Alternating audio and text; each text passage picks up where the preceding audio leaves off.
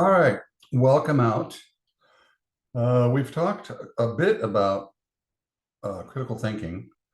We just went over, we had like about four videos or so looking at our economic issues, basics in economics, all a part of the plan. Uh, what I'm giving you again is what most people need most of the time in most situations. You definitely need to know about yourself, and I keep reviewing, but you got to pound this stuff home, right? First and foremost, you got to know you. Who doesn't need to know you in order to maximize your potential? Not only in your chosen field, but also in your personal private life, public life, private life, right? Knowing you to a certain degree. You don't have to, you know, worry about it too much. But a general understanding of who you are, basic interests, talents, gifts, needs, desires, abilities, blah, blah, blah, blah. The Briggs-Myers typology test stuff, right? Then you want to be able to apply that to a career. So career stuff, anything career related in which one has to earn a living through.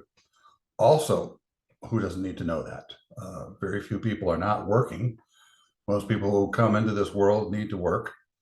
Very few people born rich were born into a rich family or society, right? So what do most people need most of the time in most situations? There's two of them, right? Then you need to know financial health, wealth, essential for any individual, for any society, right? So there's a third element. The fourth element is the laws within which we function, that help us live in a free society and a protected society, relatively safe society, right?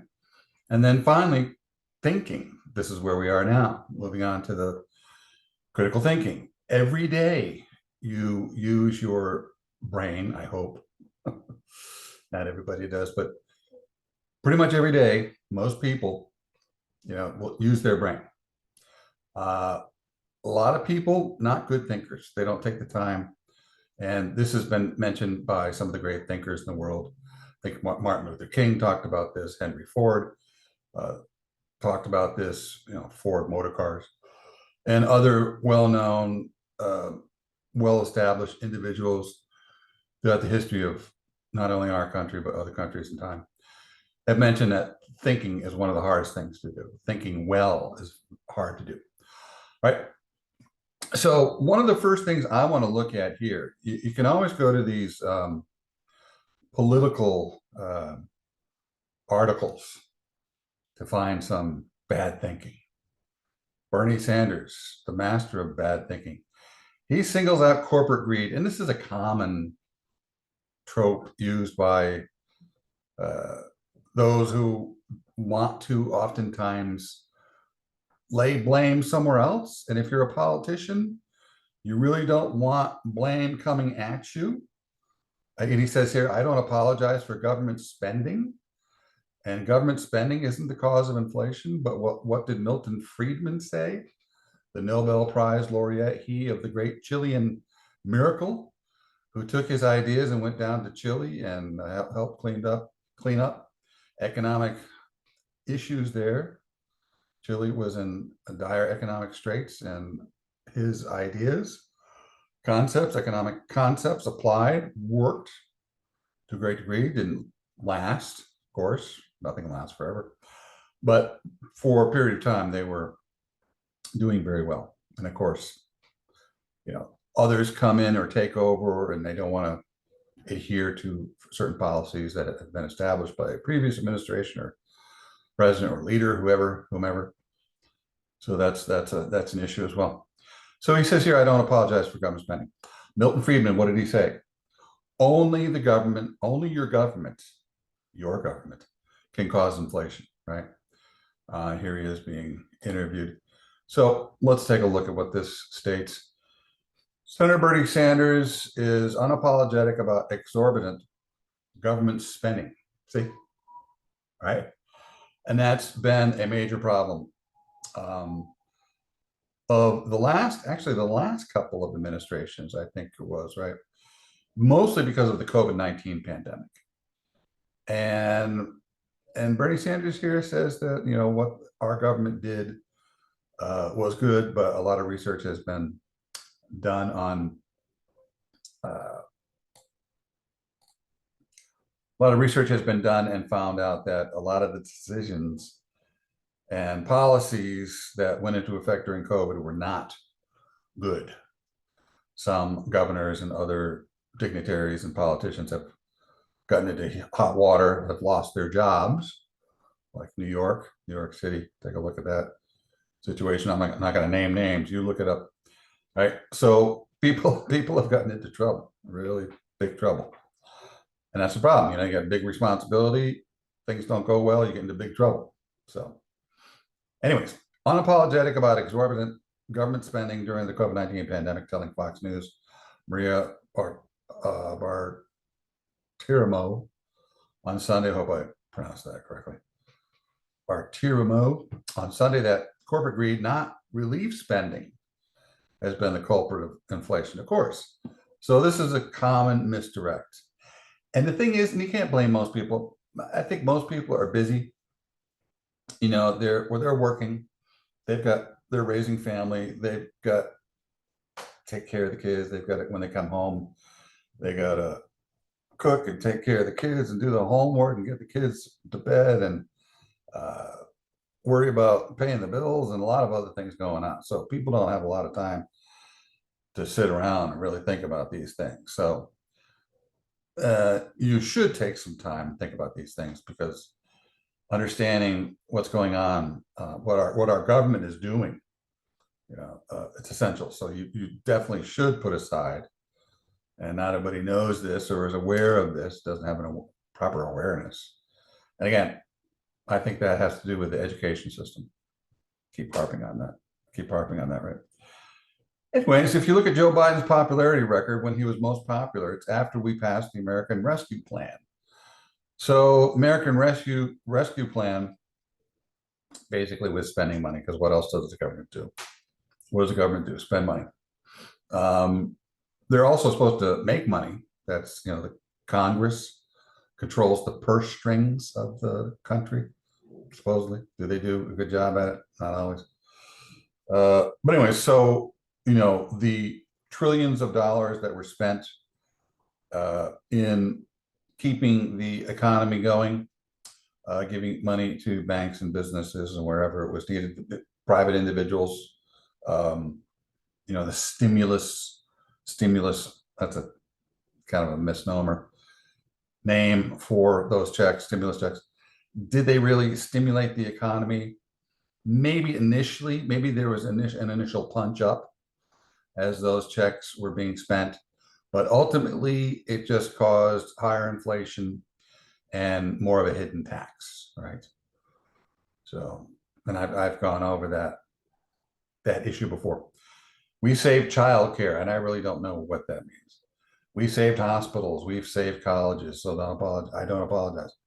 Now, did they really? That's something else to look up. A lot of research has been done, and it's been shown that most people who are healthy under the age of 50 had very little chance of dying from COVID. Most of those who were dying from COVID were 60s, 70s and above, right? Like 80, 90%. I had COVID. I had it twice. The second time I had it, man, it was very devastating to me and my wife in our 50s, basically. So, but my son got it. He said he couldn't taste for half a day or something, right? So unlike influenza or the flu amongst the young, which is pretty hazardous to the youthful or to the young, COVID not as hazardous to the young, more hazardous to the elderly, right? So I don't know. Did the money? And he says we, meaning Democrats, I guess. We saved colleges, hospitals, childcare, right? Is that true? Well, some research after the fact says that that's not necessarily true. But take a look at the kind of profits in the food industry and the oil industry. They've been raising prices exponentially and ripping off American consumer, in my view. In my view. Good. I'm glad he's not saying, well, it's a matter of fact that this is true. Because the facts show that the reason why there's inflation and the sole cause of inflation is government spending, right? And we went over this before. If you didn't catch that, go to my economic videos, and I explain that in a couple of those videos at least. Sanders continued his fervent critique of corporate behavior, suggesting that profit margins swelled by opportunistic pricing during a national crisis are the real drivers of inflation, not government interventions aimed at saving American lives and livelihoods. He instead spotlighted alleged unchecked corporate practices that, according to him, have exploited consumers when they are most vulnerable. Now, it says that's kind of just a generic statement, right? A general statement.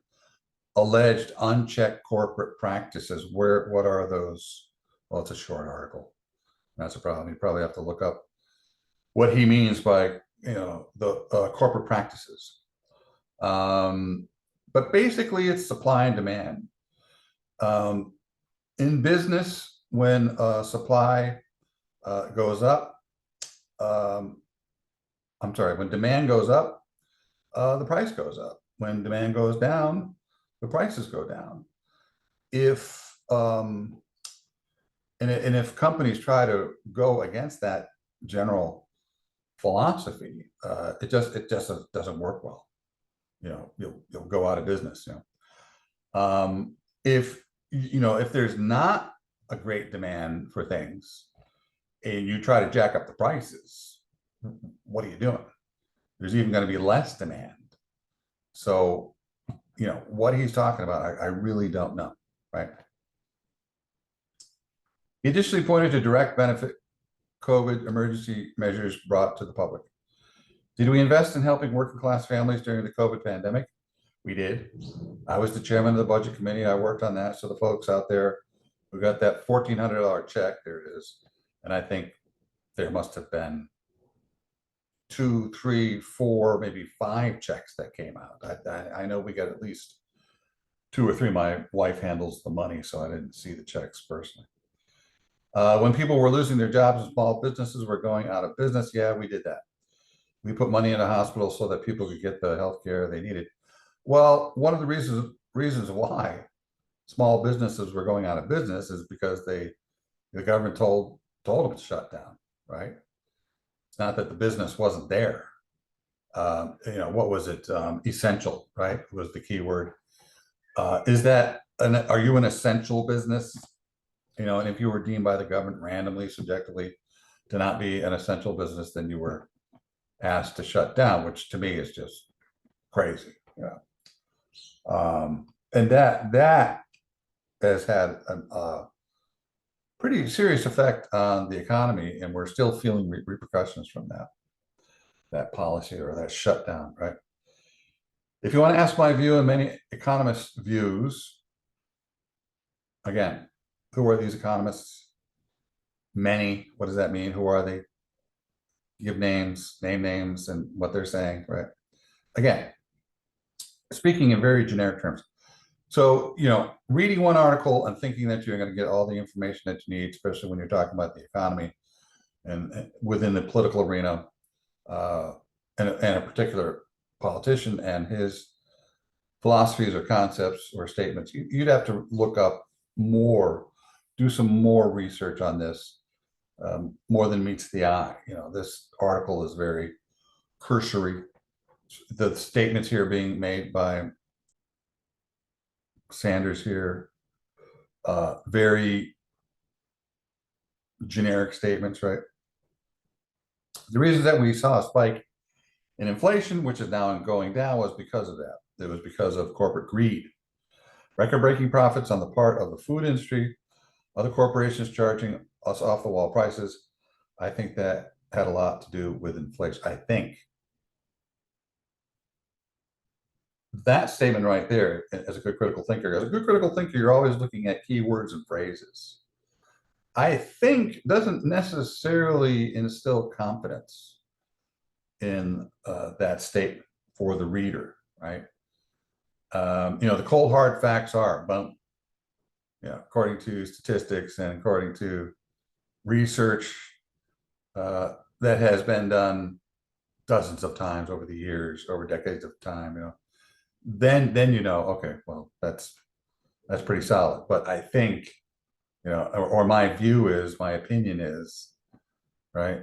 And view, opinion, I think it's not very substantial. It's not based in solid, substantial facts and data and research, right?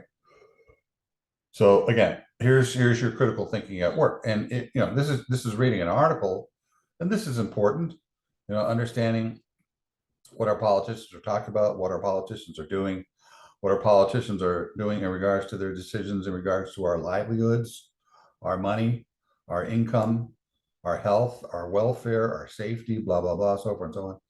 It's important to really be able to decipher and decode and discern what they're talking about using good thinking, good critical thinking, right? Essential, right? This is in your private life. Then when you're at the workplace, your public life, you definitely want to be able to use good critical thinking there. Most employers are looking for good thinkers, good reasoners, good thinkers, good logical, comprehensive, careful, judicious, objective, fair-minded thinkers, right? The Vermont senator also discussed the urgent need for a fair trade policy that protects American jobs. This is interesting, right? Urgent need for a fair trade policy that protects American jobs and opposes the outsourcing of labor to foreign markets, reinforcing his stance against previous trade deals he believes have harmed the U.S. manufacturing sector and its workers. Now, is that true? One of the most expensive, this is the stuff you need to know. You got to go a little deeper, and that's what critical thinking is, right? Right after payroll. Payroll is usually the most important or biggest expense for any business, large, medium, small, doesn't matter, right?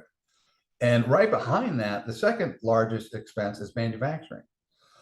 So if cost goes up for any company, even large companies, maybe even especially large companies, because there's a lot of money that they're spending, right?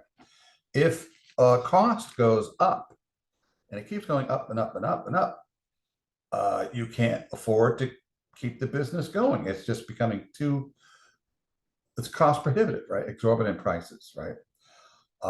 And trying to pay your employees and trying to keep manufacturing and keep the business alive. So oftentimes that usually happens when taxes, we talked about this before, secondary effects, right? When taxes go up, higher taxes actually, and this, you can look this up too. Higher taxes actually brings in less revenue or less money. Why is that? Again, it's just common sense stuff, right? When you're raising taxes on individuals or corporations, in this case, it's corporations. Corporations aren't just going to keep paying 70%, 80%, 90%, whatever you jack it up to, right? They're going to try to hide that money in pre-tax investments. They're going to maybe, move things around, maybe send manufacturing overseas where it's cheaper, doing whatever they need to do to stay alive, right? Trying to cut expenses, trying to not spend as much so that they don't have to pay as high a tax, right? And the time when taxes have gone down, that has actually been a stimulus because businesses see, the taxes are coming down. That's good. We can invest more in our employees. We can open another company over here. We can open another branch. Things aren't as expensive, and you start making more money. You actually bring in more money when the taxes go down than when the taxes go up. Taxes go up, that's usually cost prohibitive. That's usually a stranglehold on a company. Taxes go down, it's like relief. Relief, good. Now we can spend money and not worry about all these exorbitant taxes that we would have to pay, right? So, case in point. The talk later shifted to the environment, where Sanders slammed the former President Trump for doubting climate change. A long-standing critique among Democrats focused on implementing green energy policies, and there is nothing wrong, with green energy policies. Uh, not going solely to green energy, because green energy is not reliable enough. Okay. You can see they're already having problems with electric cars. Uh, the electric car industry is suffering. There's not as many electric cars being purchased because of the fact that it's difficult to charge cars, to charge the battery on cars. Where are the stations? When you fill up your car with gas, it's just a couple minutes and you're off, right? But if you're, and this usually has to do with longer drives. If you have to charge your car, say you're going for 100, 200, 150-mile drive somewhere on a business trip, right? You might have to charge your car 2 or 3 times. And you go to a charging station. How long does it take to charge? Well, it varies. It depends on the station, it depends on the time, depends on strength of the charge at the station. And you're going to have to take more than just a few minutes. Sometimes it's an hour or 2 or even longer. I don't know. I don't own electric cars. But there's also been an issue with electric cars during colder climates, during colder weather, and they're just not as reliable as combustible engines. Okay, that's the cold hard facts. Same thing with solar energy, wind energy. Solar energy, you only have when the sun is out. Wind energy is you only have that when the wind is out, right? So the problem with green energy is that there's not enough of it to meet the demand. There is not as systemic a supply. It's not as reliable, and so forth. So that's been the issues. It would be great. It would be fantastic. If there was enough green energy or green energy sources that could supply all the demands and the needs of business and private individuals, 365 days a year. But so far, hasn't worked out that way. Pointing to droughts in Vermont, forest fires, and hurricanes that recently slammed Florida and the remainder of the Southeast, he spoke with a sense of urgency. When asked whether he would feel betrayed if Vice President Harris were to approve the continuation of fracking after having previously indicated support for a ban, Sanders relied in part, "I wouldn't use the word betrayal. People's point of view has changed." Now, fracking, also an issue. If you go to Popular Mechanic, my father was an engineer. He had a subscription to Popular Mechanic, and it's a reputable engineering source that has been around for 100 years. And there's an article in there that talks about the fact that fracking is relatively problem-free. Supposedly, it's a drain on the environment. It's very messy. It's polluting, and so forth and so on. But according to that article that I read, there was not one incident where fracking had caused a pollution issue, right? Or major environmental issue. Probably little issues here and there, but nothing major, right? So why is this coming forth, right? And fracking produces natural gas, and natural gas is much cleaner than fossil fuel. And when Trump was in office, he was really pushing that thing, and the United States was the leader in natural gas and making all kinds of money. It was a boom industry, right? And then Biden got into office and decided no fracking, against fracking, and this is the politics of it. Sometimes it's not so much about the science, but the politics. So let's take a look at global warming. This will be an eye opener, I think, for most people. This is at the conference, as you can see here, International Conference on Climate Change, right? And they're talking about, and when this came out some years ago, they're talking about the issue of climate change and what is it. And what's interesting is that they're saying that climate change, most scientists don't believe that climate change is man-made, or it's going to be a problem, right? That's what they're saying in here. Then right underneath here, what does it say? Human activities have been the main driver of climate change, primarily due to the burning of fossil fuels like coal, oil, and gas, right? So this statement right under the International Conference on Climate Change, where a petition of some 31,000 plus scientists have signed off and said there's no alarm, right? Because there is literally, and you can there's many videos that you can watch. There's literally a myriad of inputs into climate change, and human activities certainly one of them, right? If you're looking at all the human activity as a collective one, right? Human activities, sure, that's one thing, one input, but there's hundreds of thousands of other inputs into climate change. So does human activity have an effect on climate? Sure. But climate scientists have said we don't know to what degree. And as far as we know from the research that we have, there is no alarm. And I'm not a climate denier or a climate supporter. I don't know. I'm just giving you what is stated here. I'm not a scientist, right? So let the scientists speak. 1997, 1998, when the Kyoto Protocol was first being proposed, Art Robinson was one of those pioneers who saw that the science had been hijacked by the left, that people were being lied to, and that real scientists all across the country, all across the world, were being ignored. That the fact that most scientists didn't believe that climate change was either man-made or was going to be a problem was being ignored and hidden by a small group of politically oriented scientists. Politics. It's, what I say is, if there's a problem, go to the money. Look to the money. Where is the money involved in this issue? It's about money, power, influence, right? When you're talking about things at the higher level, right? Higher levels, political levels, business levels, so forth, right?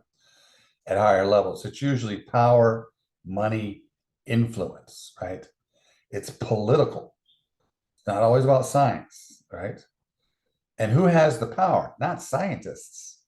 These guys graduate with their PhDs, and they're not they're not making millions and billions of dollars. They're usually being funded by the government, with grants and loans and whatever, right? They don't have money.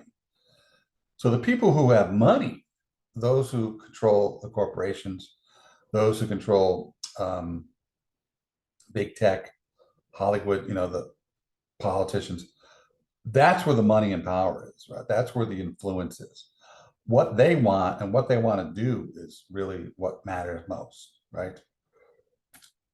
So Dr. Robinson didn't just sit on the sidelines. He made a critical decision. He said, let's organize a petition that we can ask scientists to sign that says that we don't believe global warming is a crisis. And he hatched the petition project. It's a very short statement, and I'm going to read it to you in full. It says, we urge the United States government to reject the global warming agreement that was written in Kyoto, Japan in December 1997, and any other similar proposals. The proposed limits on greenhouse gases would harm the environment, hinder the advance of science and technology, and damage the health and welfare of mankind. There is no convincing scientific evidence that human release of carbon dioxide, methane, or other greenhouse gases is causing or will in the foreseeable future cause catastrophic heating of the Earth's atmosphere and disruption of Earth's climate. There it is. But, why does nobody hear this? Why is this voice, 31,487 scientists who signed off on this petition, Why are all these voices being silenced? Follow the money. Where's the power? Where's the money? Where's the influence? It's not amongst a bunch of broke scientists, that's for sure. Moreover, there is substantial scientific evidence that increases in atmospheric carbon dioxide produce many beneficial effects upon the natural plant and animal environments of the earth, period. CO2, anybody know CO2? Photosynthesis? It's what plants need to breathe, to grow, right? So it's been shown that where CO2 is in greater quantities, there's greater growth in the flora, not the fauna, but the flora. Trees and bushes and plants and so forth, right? Flowers, whatnot. Interesting. Signed by 31,000 scientists, over 9,000 of whom have PhDs.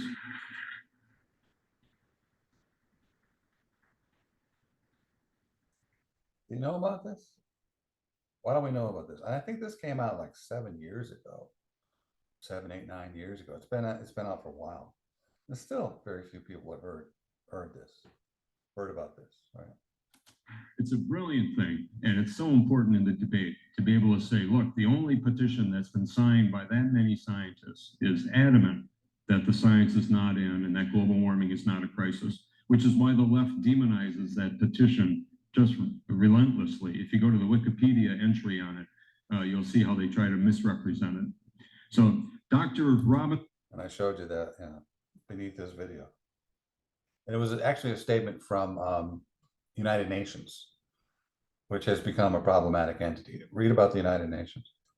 Robinson is a distinguished chemist. He's the co-founder of the Oregon Institute of Science and Medicine. He's the editor of Access to Energy, an outstanding newsletter on energy policy and environmental issues. He received a PhD in chemistry from the University of California in San Diego. I'll say quickly, the Oregon Institute of Science and Medicine, founded in 1981, is a nonprofit research organization devoted to conducting basic and applied research in subjects immediately applicable to increasing the quality, quantity, and length of human life. And one word about access to energy: go online, look it up, sign up for it, because it's a delightful thing to be able to read.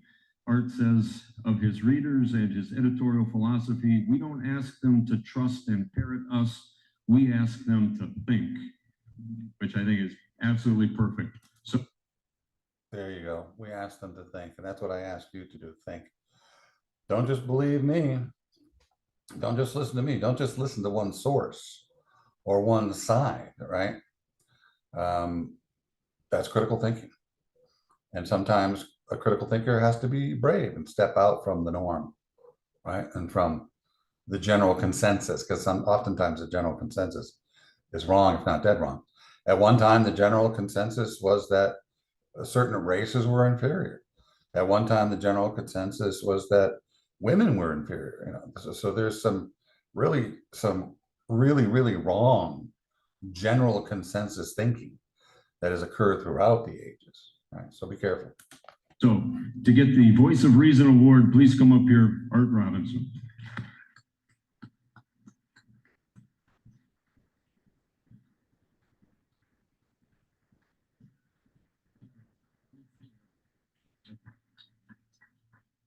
Thank you very much. All right, so I'm going to go maybe about halfway through this video, because after a while you'll get a general idea of what's happened. You know, the greatest scientist who ever lived was Isaac Newton. And if you understand anything about his work, it's very hard to think of his work without almost having tears in your eyes. Newton, and in Albert Einstein's terms, we can say Newton did this work. Einstein said he was privileged to do this work. But at the end of his life, this man, obviously our greatest scientist, said of himself this. He said, I do not know what I may appear to the world, but to myself, I'm just like a small boy playing by the seashore, occasionally noticing a more beautiful pebble or shell, while the great ocean of truth goes undiscovered before me.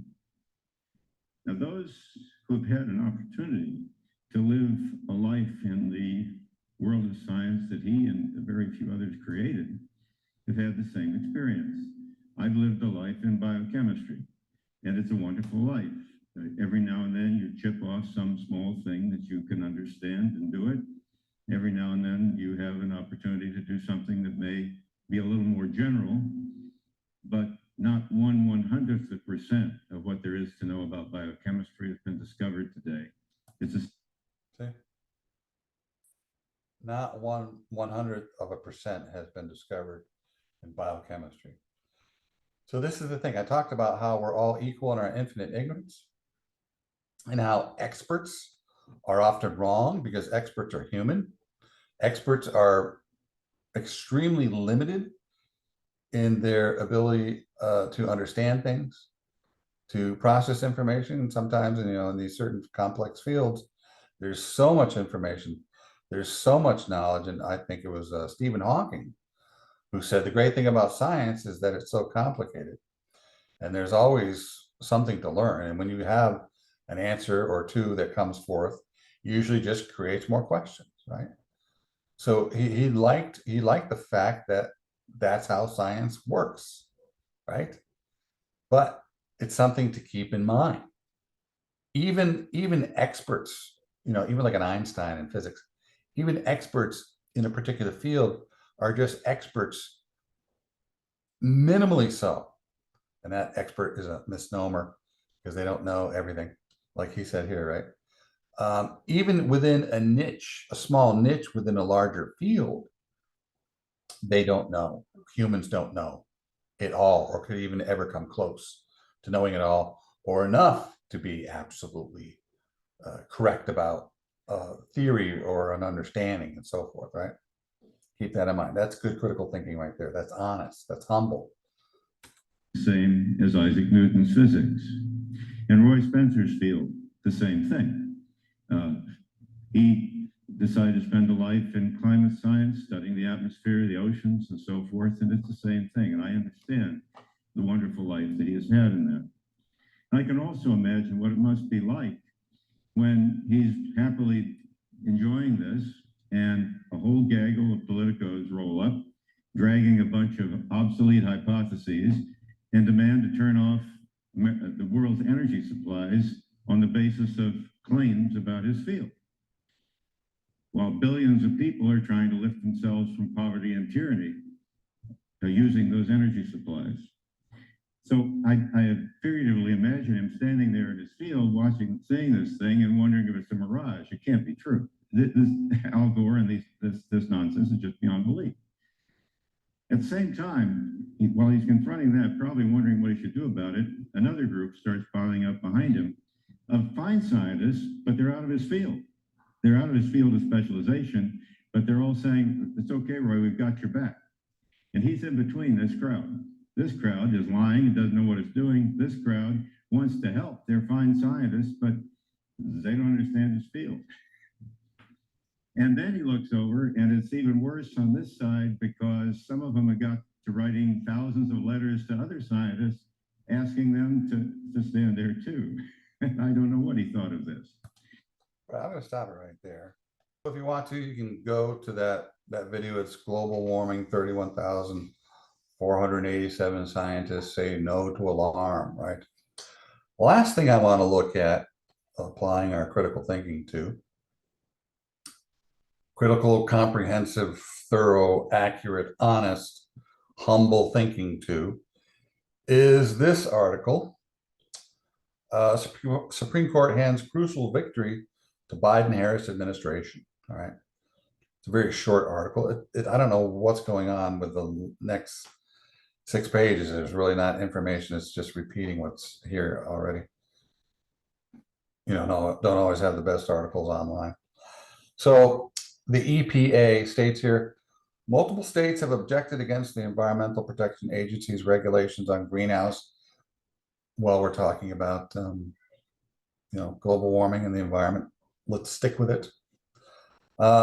Regulations on greenhouse gas standards for power plants. As reported by Benzinga.com, however, the U.S. Supreme Court provided a favorable ruling that allows the Biden-Harris regulation to move forward. The EPA's new rules require existing coal and new natural gas power plants to cut or capture 90% of the climate pollution by 2032. This is projected to reduce carbon dioxide emissions from these plants by 75%. Now, that's all good and nice and fine and dandy. What people don't understand is, how is electricity created? Anybody know? What do they use? Do they use electricity to create electricity? What power source is generally used to create electricity? It's stated here, or it's not, it doesn't tell you that, but that source is stated here. It's coal. Coal, which allegedly to some people is an environmental issue, is that which is used to run power plants for electricity. So, see, this is what going deeper is all about, right? Another thing, there's another problem here, right? So, you've got this new rule requiring existing coal and natural gas power plants to cut or capture 90% of their climate pollution. That's great. That's great.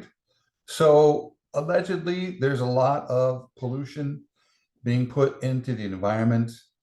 And I guess that's a part of the global warming. Global warming issue is more about, as we said before, humans putting too many pollutants into the environment, which causes the ozone to be blocked off, or I should say that the pollutants build up so that they're stuck in the Earth's atmosphere and aren't allowed to release. And the heat gets trapped within the Earth's atmosphere, right? And that heat, that trapped heat, is allegedly, I'll say allegedly because again, I'm no climate expert, is allegedly creating climate issues, hurricanes and monsoons and so forth and so on, rising seas and so forth, right? And this is going to, some say, even though the climate expert scientists say there is no alarm, but some say, those who oppose, again, I would point you back to that video, the global warming scientists, 31,000 scientists video, right? To look into more. And there's related videos. If you go to YouTube and look up that video, there's other related videos that can give you more information. And I would suggest you're looking into that if you're interested. But anyways, so if there is, and I'm not against, I have no problem with cleaning up the environment, whatever you want to do. So and the EPA is supposed to, doesn't always, but it's supposed to be protecting us, right, from a problematic environment. So that's good. So capturing 90% of climate pollution by 2032, that's good. Cleaning things up, that's good, right? But then my question is, how much is it going to cost? How much hotter is it getting? Is it going up as the temperature, Earth's temperatures gone up a degree every year, a degree every 100 years, a degree every 5 centuries? I don't know, and this is the thing. If you don't know, then why are you advocating one side or the other, right? And I'm not advocating one side or the other. I'm just doling out information. I have my opinions, but that's not what this is about. This is about thinking, like that guy said in the video. Yeah, it's about thinking, getting people to think. We want people to think, not shut them down because their thinking is wrong or their opinion is wrong. We want people to explore and to think and to struggle with issues and really ask questions and delve into things and really try to find answers and keep the conversation going until we have better answers, or maybe the ultimate answer or ultimate solution, right? Anyways, capture 90% of climate pollution by 2032. That's great. But what's the expense going to be? This country, the United States of America, is going through serious economic issues. As we talked about this before in my economic videos, right? Some $150 billion in debt, right? Inflation is soaring, cost of things going up and up and up, the economy suffering and so forth and so on. So how, if we're going to spend trillions and trillions and trillions of dollars more to fix this global warming issue, according to some opinion, right? Will that alone destroy this country and create hyperinflation? And no matter what happens with the environment, that hyperinflation shuts things down, shuts the economy down, creates a disastrous economic situation like was had in Venezuela, where things become so exorbitantly expensive, costly, that nobody can afford to buy anything, right? Now, this is really thinking it through, right? So I'm just going deeper. I'm just riffing here, right? I'm just thinking aloud. I thought a little bit about this stuff, but maybe not as much as I should or could. So let's explore it live and in person, right? Now, what else do we know? We also know that the United States is just one contributor. There are other contributors around the world. Some of the biggest contributors are China and India. Those are actually bigger contributors to the pollution, environmental pollution, than the United States of America. But guess what? China and India aren't doing, if anything, very little. There's not much going on in either country in regards to global warming, like what the United States, you find in the United States, right? United States, it's a real hot button issue. A lot of people involved about the climate and so forth and so on. In India and China, they're not interested. So if the majority of the problem is occurring outside of this country, no matter what we do, even if we clean up our little small area of the globe, it's not going to have that much of an effect, because most of the rest of the world, they're not cleaning it up. Now you see what the problem is. Now you see how it works, how critical thinking works. Now you see how complex things are. And I'm no expert, and I haven't really thought this through that much. I'm just kind of a part-time dabbler in trying to understand climate warming and the climate issues, right? So if you feel, if you feel that you have the ultimate understanding or the ultimate opinion or the ultimate solution, think again, because it's not that easy. It's way more complex than most people think. Anyways, that's good for now. That's doing some applied critical thinking or applied thinking. And this is the type of thinking that you not only use in your personal life and looking at what's going on in the world politically and socially, but also in your professional life when you're on the job. Very, very, very, very important concept, critical thinking in general. And it's another one of those, it's the very water in which we swim. Who doesn't need, or who doesn't use? A lot of people don't use it, but they should. Who doesn't need to use? That's right. That's the way to say it. Good critical thinking or good thinking. Most people do, especially in a complex world that we live in today. Anyways, that's it for now. Take care. We'll see you next time.